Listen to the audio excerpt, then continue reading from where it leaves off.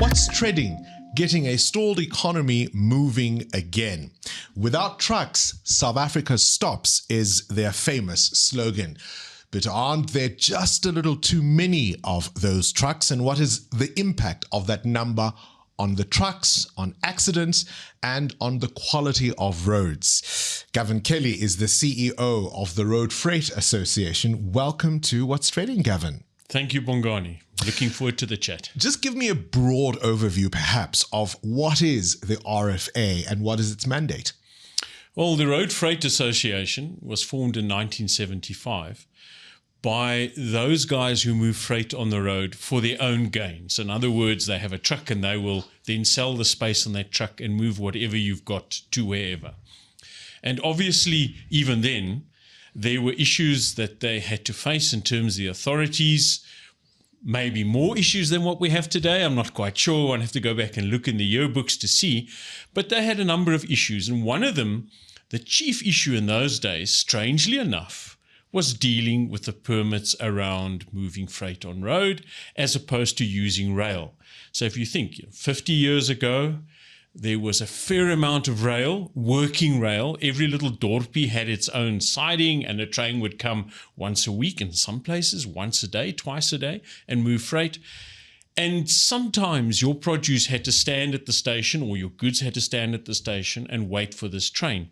So there was a fair amount of pressure to start developing road freight, and that was developing around the world.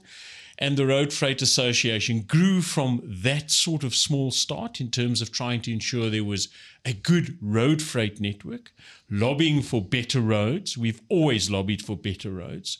We support tolls where tolls are there to ensure the roads are in a good condition, good flow. It's good for the economy. So lobbying for better roads, obviously lobbying for better working conditions or whatever technology was out there until we have where we are today. What would you say is the most critical issue facing road freight today? Gee, Bongani, that's a very good question, because I think there are a couple of serious issues. Possibly the bigger issue right now is the condition of the roads, where freight has to operate. There are many routes that we are operating on today that we shouldn't be operating on. And we're quite open about that. We're picking up the load of many commodities that really should be on rail. That's stretching the road freight industry. And many people say, well, aren't you happy? That's a lot more work. You can make a lot more money. Strangely enough, there's a balance between the two in terms of operating efficiently and getting the goods down there at the best possible price. And remember, market is always about best possible price.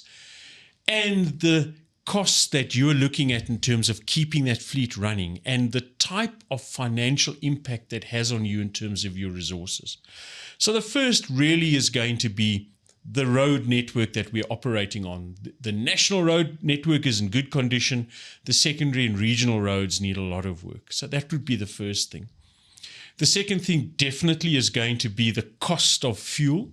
And, everyone talks about the alternative energy sources that are out there. I think they're still quite a way down the road. I don't think we're going to see really affordable alternatives for the next 5 to 10 years. They're all new. We're still learning about them. There are a number of technical challenges, for example, charging stations. So that's still down the route, and we are very, very exposed to the price of fuel, oil, and that we import.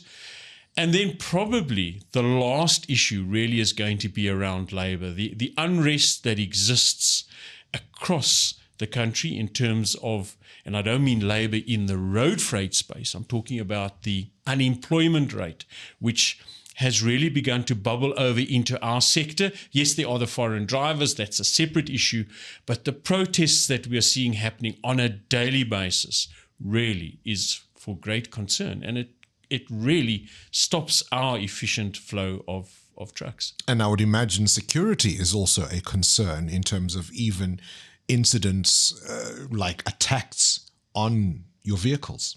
Well, we've all sort of pushed into the back of our mind those riots in July, and now and then people say, was that a year ago, 2 years ago? It's amazing how South Africans do that. We actually get to a challenge, we work through it, and 3 days later we look back at it and we say, okay, we've got through there, we'll not say get to the next one, but the next challenge that comes along. So security is a major issue. We get feeds on a daily basis, and anywhere in the country on a daily basis, we have 25 incidents of protest.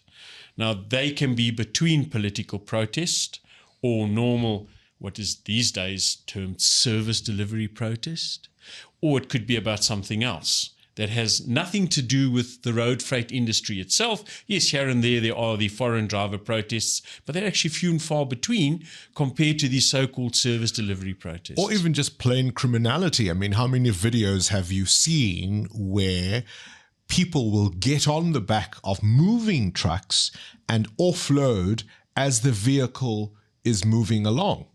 Yeah.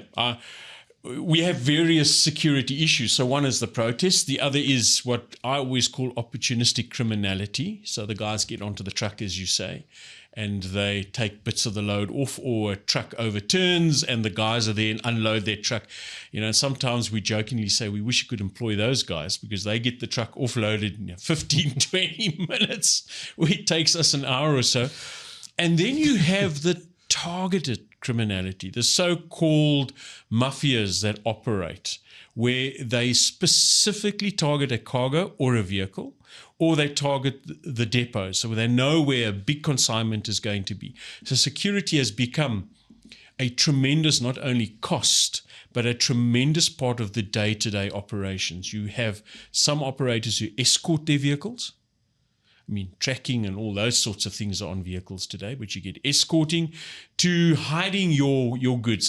We've seen many scenes on social media where the cell phone guys get hit quite hard. So now what do you do now? And how do you get it to wherever you want to get it safely? So can the average fleet operator absorb all of those costs, whether it be fuel, the impact of the quality of the roads, or indeed security challenges? Well, Bongani, there's a short answer to that, and that is no. So how does the fleet operator absorb those costs, if we use that term? Well, it goes into the rate, and you and I absorb those costs.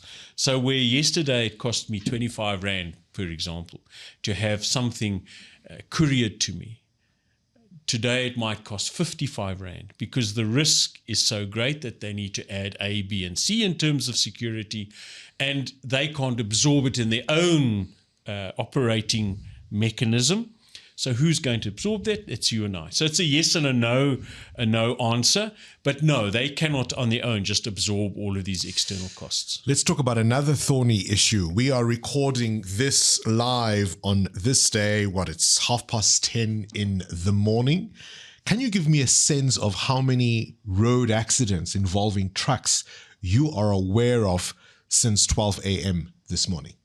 Well, I just saw something come through on the phone just now before we started, and I said we'd had 55 incidents already across the country. These aren't all deaths. Well, I haven't seen any deaths so far, thank goodness, thank God for that. But that's already where we are at this time of the morning. There is so much traffic on the roads, and unfortunately, road rules don't seem to count anymore. On the way in to where we are in Johannesburg this morning, there were sections that had load shedding. Intersections aren't treated as four-way stops. It's sort of me first, you second, and I'll go as I want to go. So already, we probably passed that already. We might now be at 60. What are the biggest causes of accidents on our roads? What are the biggest causes? Too many vehicles. What are the biggest causes? Probably the first thing is behavior. And all of the authorities will tell you that 80 to 88% of all road crashes, we call them crashes or incidents, but road accidents are caused by human behavior. Well, what does that mean? It means one of two things. It either means there's a conscious decision not to obey the various rules of the road, whether that's keeping left, whether it's driving at the right speed for the circumstances. A lot of us see a speed limitation sign and we decide, well, that's the safe speed. But things could happen, which means the 60, 80, or 120 isn't what you should be driving. It should be far less. So that's the first thing, people not obeying the various road rules. Secondly, road rage seems to have become a huge factor.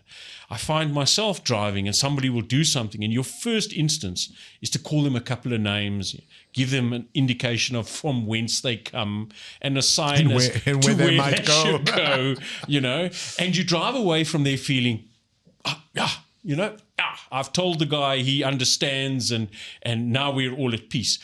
That's a problem.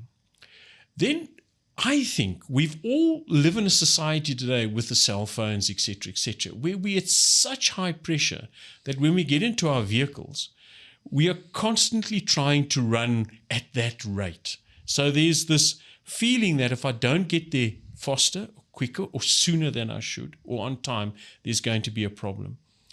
And then I think one of the big reasons is the way in which our roads have started to deteriorate. And this is not necessarily pointing fingers at authorities, it's happening.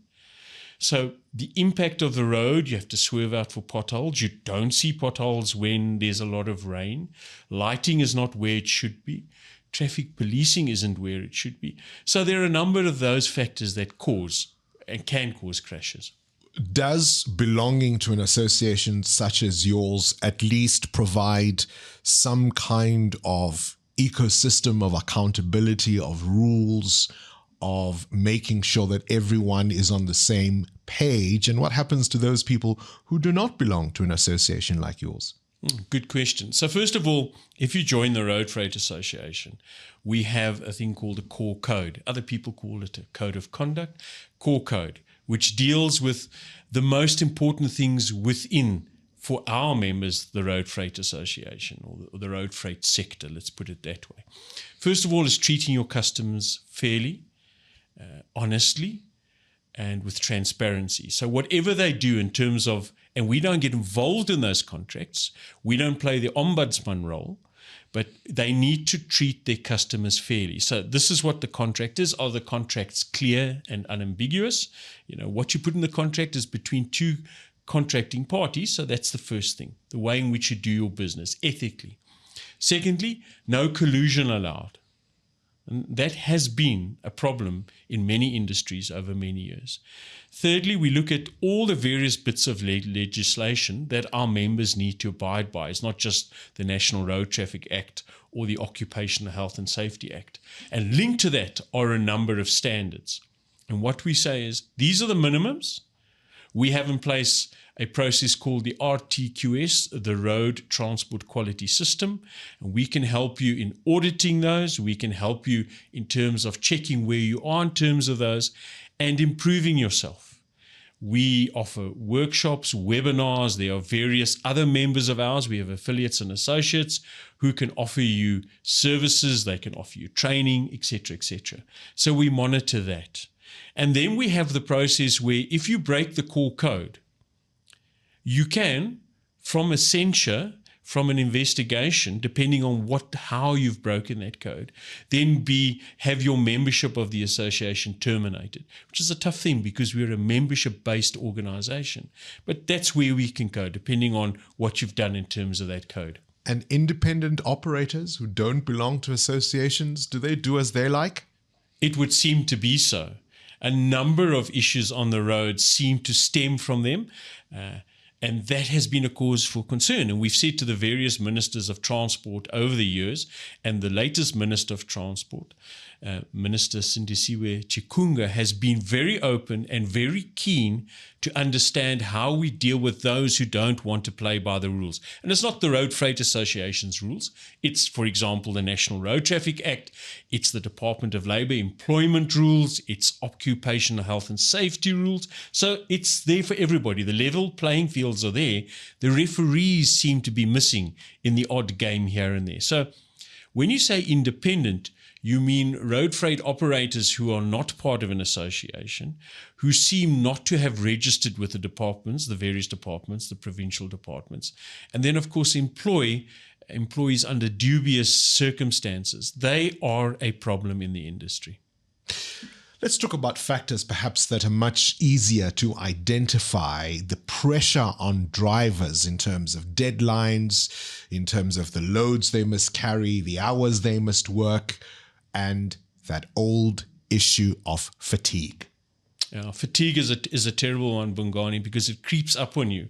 And there are a number of systems around that are now being developed and rolled out that identify fatigue. It's a very difficult one. So, sometimes you say, well, I will set a maximum period for driving. And let's say it's 3 hours, and then you must rest for 15 minutes. The problem is, if you're standing in a queue to load, what do? And the driver can't sleep or can't get out of the truck and go somewhere and sit down and have a cup of tea or a Coke and relax, because that queue is forever inching forward. That's one of the biggest problems we face. The basic agreement for the road freight industry, which is that document put together by the unions and the employers, has maximum and minimums, maximum driving hours, minimum rest periods over a 24-hour period, over a 48-hour period, and then the maximum amount of overtime you can drive. Now, the difficult thing is making sure that those drivers keep to that vis-a-vis what's operationally actually happening and what the pressures are in terms of delivery. And that's the fine balance that you always have. So, for example, a responsible road freight operator puts a vehicle into a cargo, into a type of cargo, into a logistics chain. And today, to drive from Johannesburg to Durban, let's say, takes 14 hours. There are no accidents, there's no pressure of traffic. And the operator will know, okay, it's 14 hours driving, but it's really going to be, let's say, 26 hours because there's a requirement of an hour lunch break and a 20-minute break here and a 20-minute break there. I don't want him to drive longer than 200 kilometers or whatever they decide in the business, but no longer than 2 hours. So I've got to find those stops. And those stops need to be places where the driver can stop, get out of the vehicle, know the vehicle is safe. So he's not going to come back to a vehicle sans tires or sans cargo or gone.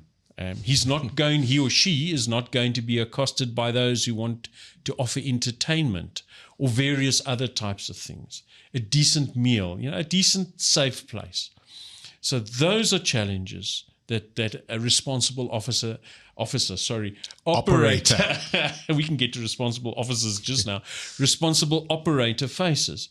And then the operator might realize, but where I used to do this in 24 hours, which is now what's starting to happen, because of the traffic on the road, because of the delays at a port, or the delays due to weather, or the delays due to the condition of the road, protests, load shedding, that 24-hour trip has turned into 36 hours. So what do I do now? Do I keep going as I was going and just push that driver, or do I put a second driver into that vehicle so that there's a relief driver? And it sounds easy and it sounds like a simple solution, but I don't know how you feel, but I don't sleep very well when somebody else is driving. That's just me. Now, can you imagine what the other driver would be like? A truck isn't going to be the same as a very, very luxurious car in terms of the noise, I suppose. The trucks are good trucks. So you then decide, do you put a second driver into there or do you swap drivers along the route? So there's a lot of factors that come into play in terms of dealing with fatigue, dealing with the driver in the cab is in the office in terms of the basic agreement. They're in their workplace. So how do you deal with these delays? How do you deal with allowing rest periods to happen even when the driving isn't happening? So I'm standing in a queue and I stand in that queue for 3 or 4 hours. How do I actually rest? Because it continues to idle. You continue to move forward.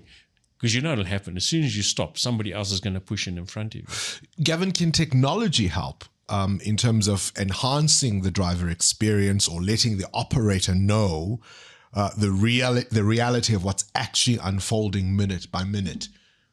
Yes, it can. There are many operators who use a broad field of, and I think the old word was telematics. These days we call it IT or support IT. That will tell you what the truck is doing, where the truck is. The interesting thing is going to be, how do you deal with it? Because you could very well say, okay, I'll send a bakkie along with 2 drivers and we'll swap drivers.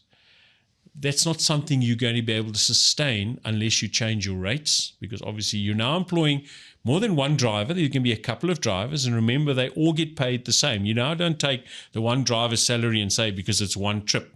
Well, a responsible operator doesn't take this trip and because there are 3 drivers, divide that salary by 3. That's not how it works. So technology can help.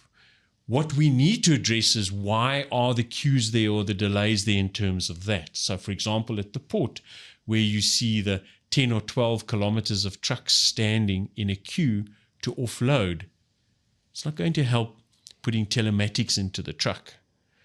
The only thing you're then going to do is you're going to say, we're going to have to manage the staging so that we don't send all these trucks down to the port. And those who don't want to play that game are going to jump into that queue. So you're going to be sort of back where you were. Here's a controversial one, if you will.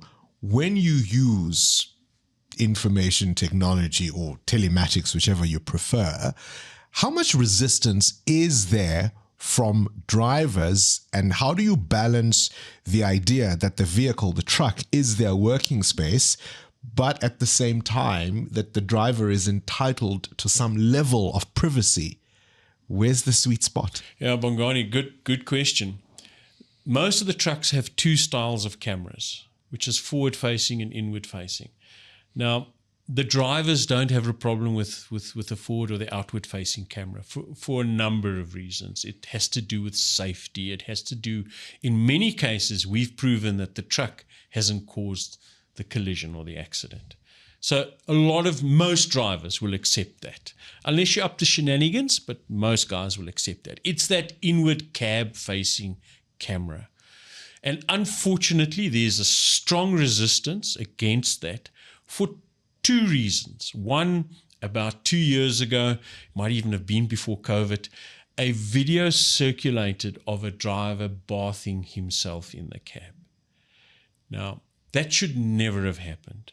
And those who were responsible for that need to have been dealt with. So that's the first thing. This privacy issue is a huge thing. There have been other videos of drivers doing other things. Yeah. So perhaps the technology needs to be such that when there's a rest period, or you can log in for a rest period, that camera is then made inert or switches off, or whatever the case may be.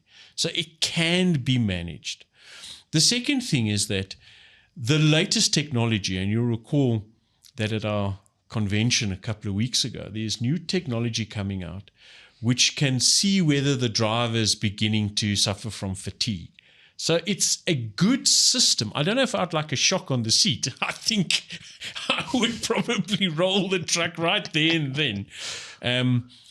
But I mean, there's all sorts of sophisticated technology. Yeah. Maybe you can explain it a little, from, checking the movement of your eyelids to, how often the driver might be slumping forward. Yeah. And as you say, some shocks through the car seat. Yeah. So this latest technology reads your face. It reads a number of things. It reads the number of times you blink. It reads the dilation in your pupils, how your head wags from side to side or wags forward. So it reads through a learning process what the signs are of you becoming fatigued or going to sleep, which is a great thing.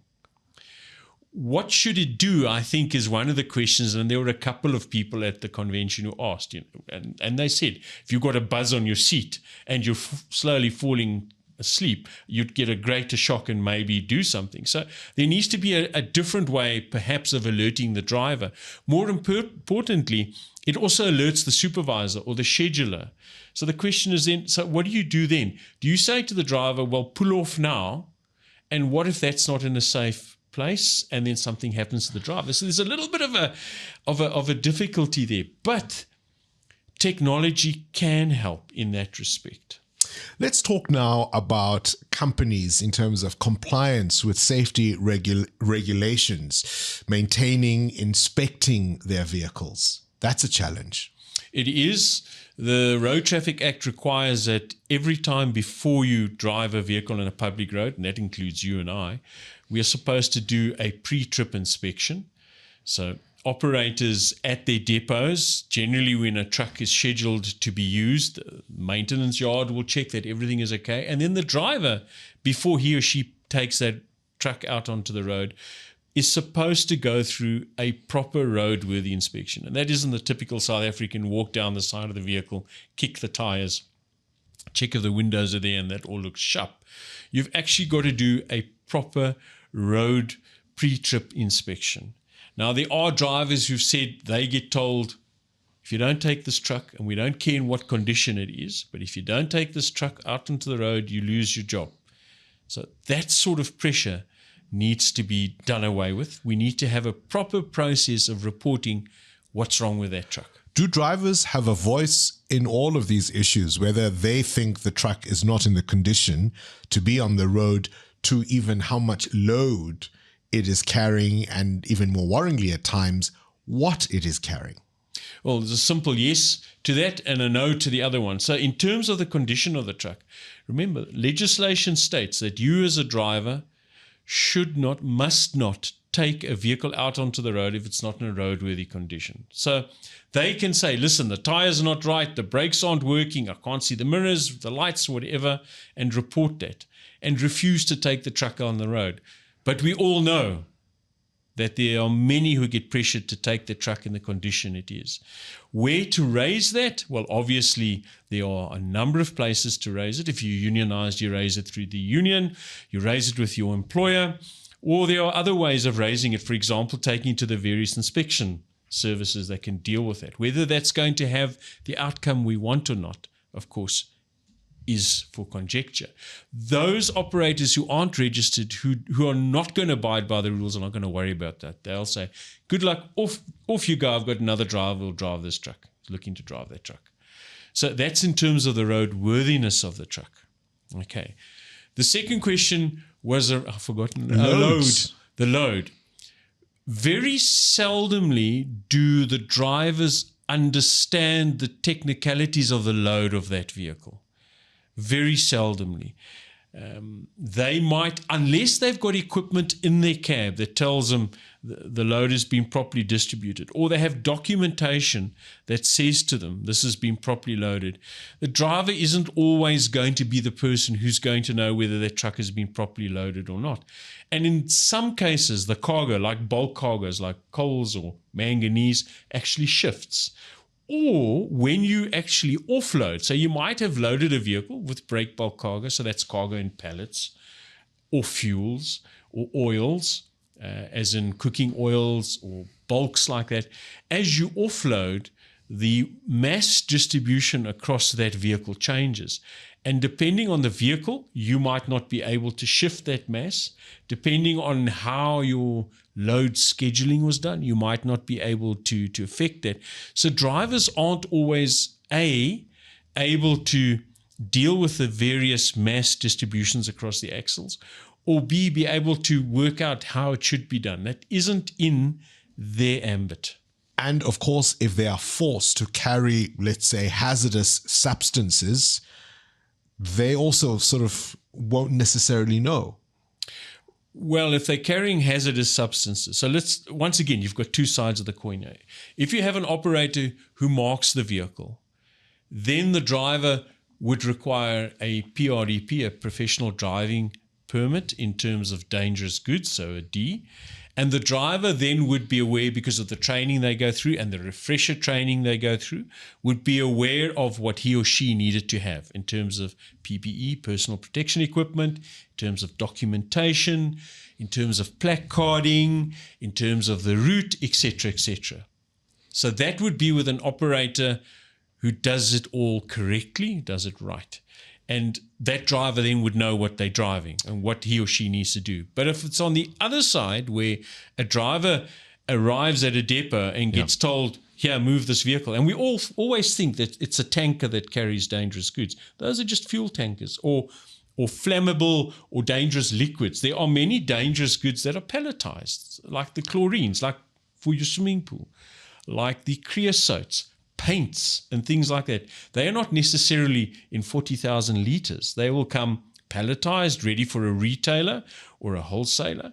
The driver might not know what's in the back there, so therefore not need a dangerous goods D, because that's not what the operator's trying to say. There's no placarding, so the driver wouldn't know what's in the back of that truck. It all speaks to this issue of compliant operators who must follow the rules. Are there enough mechanisms to deal with the rogue operators who are not concerned about driver safety, who are not concerned about the loads that are on their vehicles, and so on? Bongani, I'd have to say no. That's an easy answer. And why would I say that? Well, look at what's happening on the road. So no, it's obviously not happening. And where do you fix this? Do you start at the very beginning? And why do other countries around the world have a slightly better road safety or incident record than what we have? And make no mistake, there are some wonderful scenes of trucks exploding in Australia and the US. They have even more spectacular fires than what we have, which is interesting. But the question must be, don't we start at the very beginning? So when I want to register my road freight business, should we not say that there needs to be some compulsory, simple training at the very beginning? A process that you understand what this involves. When you register your company at your local licensing authority, so Bongani buys a truck and he goes down to where we here, Rosebank, and he goes to the local licensing authority and says, here's my truck. I want to take out a license for it. So they say, okay, here's your license. Oh, this class of vehicle requires an operator card. That gets issued automatically. Shouldn't they say, well, Bongani, tell us or give us proof that if you're going to move millies, do you understand the challenges of moving millies and how you need to secure them? The chance of fire, who's your driver, what are the routes they're going to do? So you give that sort of an idea so we know who's entering it. Then your driver, is he registered with the bargaining council? It's not law to be registered with the union, but is he registered with he or she registered with the bargaining council? So you're paying the minimum rates. Is he registered with the Department of Labour in terms of COIDA, in terms of skills development, etc., etc.? Let's check the licenses. What experience? That needs to be done from the very beginning. But we seem to willy-nilly hand out operator cards to anybody. Then when the incidents happen, then these stories about, well, I didn't know he needed that license or she needed that license. Maintenance, there needs to be record of the maintenance being done. If there's an incident involving that truck, what sort of repairs have been done, especially if it's suspension and brakes and lighting, things that could cause another crash. We've spoken about drivers, but are there innovations around the safety of the vehicle that could assist? There are many innovations. There are innovations on the one side to get rid of the driver. Many people would argue that's where your biggest safety factor lies. I wouldn't say that. To various things like tires going flat or their pressure reducing, to cargo shifting, to electrical faults, to suspension and sway steering. There are many, many innovative technological pre-warning systems. Not all of the trucks have it, and we must remember that all the trucks on the road, not all of them are brand new trucks. We've got some trucks who've been on the road for 30 years. They're in good condition. They still do their job. Their technology might be outdated. They will be struggling with the newer trailers. And what do we do in South Africa? We sell the trucks north, and they come visit us again. But there are various technological advances that help with that. But it's all part of a system. So when you start the truck and the truck tells you we've got a pressure problem, it doesn't help to continue driving with the truck then. There must be success stories over the years where either innovations or little changes have been made that have made a significant difference to safety on the roads and maybe even greater efficiencies. Yes, there have been a couple.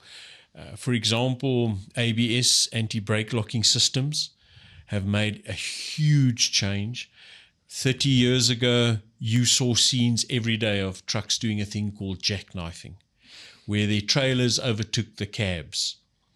And literally every day, for the smallest reason. Why? Well, the systems then differ totally from what they do today. So the modern trucks today, when you apply brakes, the rearmost trailer applies the brakes first. It's a simple momentum and over speed, a resistance over speed and momentum principle. So you can now think, if you're traveling along in your truck and you stand on your brakes and the truck tractor, what people call the horse, brakes first, you've got these trailers behind saying, hang on, wait a minute, we're still carrying on. So, you can stop. We're going to go past. And how do they go past? That was that jackknife. So they would push the back end of the truck out. The trailers would continue. So now what happens, in terms of time delay when the brakes are applied, the trailers to the rear start braking first. And then you have ABS, which doesn't allow the wheels to lock up. So as soon as the wheels stop turning and they just slide, you've lost your grip on the road. There are systems which stop the vehicle swaying. There are designs which now look at the way in which the truck actually behaves itself in a turn or when you swerve. So do you have the snaking effect or do the trailers come back in line far faster? Tire technology has changed. The way in which water is displaced away from the road surface. So 30 years ago, and it was raining and you wanted to go past a truck, you had this fountain of spray on either side, and it literally took your life in your own hands to go past. These days, the tread pattern has been changed. The spray deflectors, as they're called, have now been fitted. So if you look on the inside of the truck, of the wheel arches, it looks like a whole lot of little spikes, because this catches that mist that would have been thrown out and forces it straight down, not out. There are anti-run bars at the rear on the sides that protect lighter motor vehicles if something happens and they slide in, that they don't go underneath the vehicle. So there are a whole lot of technologies. Are there advances that are still coming that excite you? Yes, there's still plenty of advances coming. I spoke earlier about the mass distribution. So there are clever trucks, smart trucks, if you want to use that term, that actually have movable decks. So when you offload the vehicle, the truck itself can redistribute the pallets if you've got brake bulk, or it can pump between compartments to make sure that you have the right masses or the right cargoes over the axles. Because once you have incorrectly distributed cargo, it affects your braking, it affects your suspension and your balance. So there's that. Intelligent lighting systems, windscreens. One of the biggest problems that truck drivers face at night is that they sit a lot higher up than in a motor vehicle, and they crest a hill a lot sooner than when a car does, and generally the bright lights are in the eyes of the driver. So there are portions of the windscreens where there's development, and that darkens down like a bit of a sunglasses to try and take that glare away, because that's a huge problem at night. Visibility cameras. Trucks have almost the 360 around them. They can see what's happening around them, because it's strange. Pedestrians, cyclists, motorcyclists, light motor vehicles see the truck and they expect the driver to be able to see them. But if you've only got 300 odd millimeters ruler length of mirrors on either side, maybe 15, 20 centimeters wide, you cannot see everything behind you. So you've now got those sorts of visual assistance systems. Will we get to self-driven trucks, self-driven freight? Get asked that one often. And obviously something the unions wouldn't like to hear, wouldn't want to see. And I don't think any sort of society would want to see totally self-driven trucks. Self-driven trucks work in areas where there's a huge amount of danger for employees. So like in the mines, I think you would see a lot of those dump trucks underground, and that's where a lot of that technology is coming from.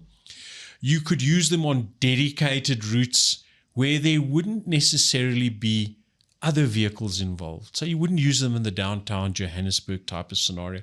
But if one built a road that moved, say, coal from a mine to a staging station for a railway line, you could have automated trucks running on a route like that. So it's going to be a terrible saying, horses for courses. You're going to have areas where automated vehicles, where the risk of those interfering or being involved or mixing with unpredictable other traffic types or road user types would work. But in a downtown Johannesburg, it's going to be difficult, really difficult. From a regulatory framework point of view, and I suppose more broadly from a political cover point of view, are there enough conversations with authorities, with the Department of Transport about the way forward, about concerns of the industry to get freight moving in a safer, more efficient way?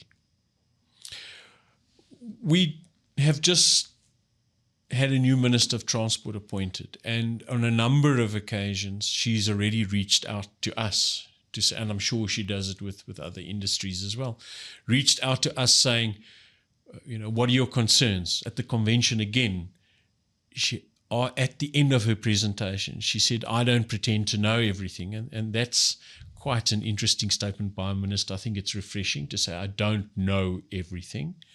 What are your challenges? And do you have suggestions? And I think, Bongani, that's always going to be the important thing, is that if we feel things aren't being done correctly, so first of all, voice them, raise them. And you don't have to raise them in an antagonistic way. You say, these are the challenges.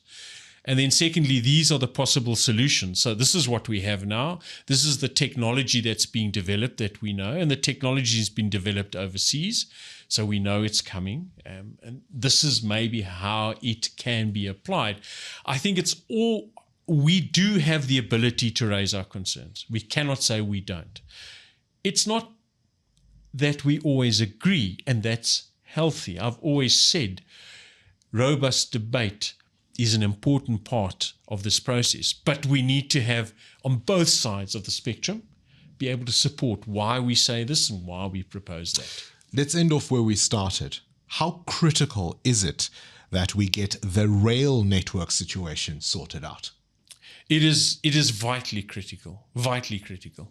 There are a number of industries, like the agricultural industry, which relies heavily on rail. So moving of maize and wheat, if you look down in the Western Cape in terms of their whole citrus process, relies on rail doing what it needs to do. There's only so far that trucks can go, or there's only so much of that load they can carry. Yes, right now it's being done, but rail needs to do what it needs to do in terms of those and bulk point-to-point commodities, the steel to Sishen, the iron ore to Sishen, the coal to Richards Bay, those sorts of things. Rail must play its role. The conversations are happening. There's at least a willingness for dialogue and engagement. There's no better sign of a stalled economy than the inability to move freight around the country to where it needs to go. Let's hope we start treading in the right direction.